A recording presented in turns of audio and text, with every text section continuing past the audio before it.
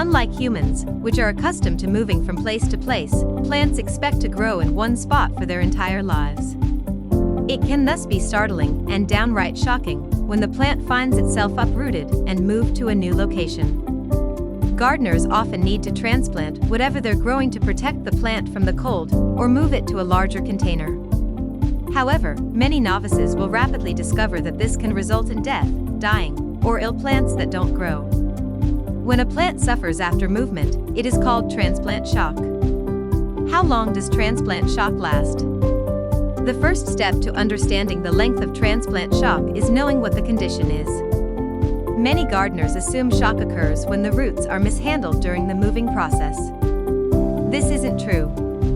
Shock happens when the plant suddenly finds itself in a new environment that doesn't match the one in which it grew. Transplant shock can last for a long time and varies based on the type of plant. Most flowers, vegetables, and herbs might refuse to grow for at least 2 weeks, during which they can become stunted. Someone who moves trees can expect the sapling to be in shock for a year, with some species having dormant periods of shock that last for 5 years. Since gardeners don't want to wait to have their healthy plants back, the best trick to treating transplant shock is to avoid it altogether. This can be difficult for beginners and might take some practice. But it is possible, and the garden will thank you. How to avoid transplant shock? Although transplant shock seems inevitable, it can be avoided if gardeners are willing to take some extra time to allow plants to adjust. The most important step is to avoid disturbing the roots as much as possible. For example, if all of the roots need to be dug up to move the plant, don't shake them around or bump into them. Also avoid shaking the dirt away from the root, as this disturbs the plant and confuses its system. When moving the roots and root ball, try to keep it moist.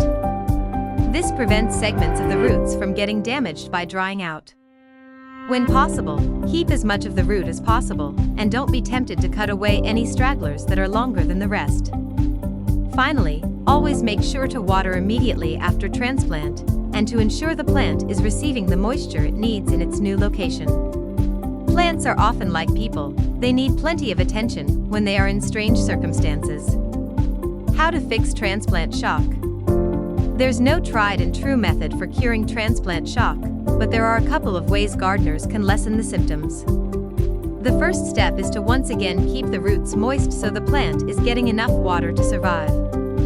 Pay attention to the soil and apply a little water when the top starts to dry out. A curious tip that goes around gardening circles is to add a little sugar to the soil. Surprisingly, this actually works. If you have a plant that is going into transplant shock, try mixing sugar and water and gently misting the result into the soil.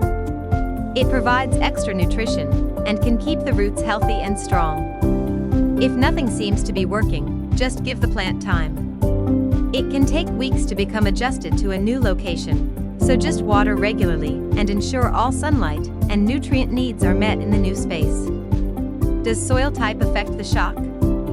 In general, plants that require different soil types do not experience transplant shock at varying rates. What can affect the shock is placing a plant in a soil type that it is unaccustomed to. For example, you do not want to place a succulent that is used to dry, porous soil and heavy peat, because the roots will not be able to adjust. Likewise, you don't want to put a fern in sandy soil full of rocks. When transplanting any flower, shrub, or tree, always make sure the soil in the new location matches the old. This might require using multiple soil tests and checking fertilizer on a regular basis. Water the plant before and after transplant as well so there is enough moisture. If this seems like too much work to create 2 plots with identical soil, then carry some soil from the old location to the new. Does plant species affect shock? The more sensitive or delicate a plant is, the more likely it is that it will suffer a shock when being moved. Orchids, for instance, are one of the most finicky plants to care for and do not do well when being moved. Contrast the orchid with weeds, which seem to grow wherever they manage to place their roots.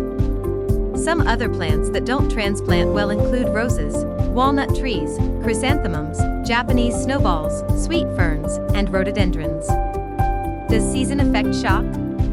Yes. Different plants need to be moved at varying points throughout the year in order to maintain optimal health and wellness. Most transplanting should be done in the spring or fall to avoid cold soil syndrome. Some flowers do best once the roots have started to grow for the season, while others should only be moved once dormant for the year. Always research your plants before you try to move them. Transplant shock is difficult to predict and could last anywhere from 2 weeks to 5 years. There are a couple of ways to avoid the issue altogether, though, especially for gardeners who are willing to take the time to research their plants and identify how and when transplanting should be done. Don't let the plants get the best of you, and remember that each one is as unique as a person. Show them plenty of attention and give them the proper soil and nutrition, and the transplant will go off without a hitch. If you liked this video, don't forget to like and subscribe.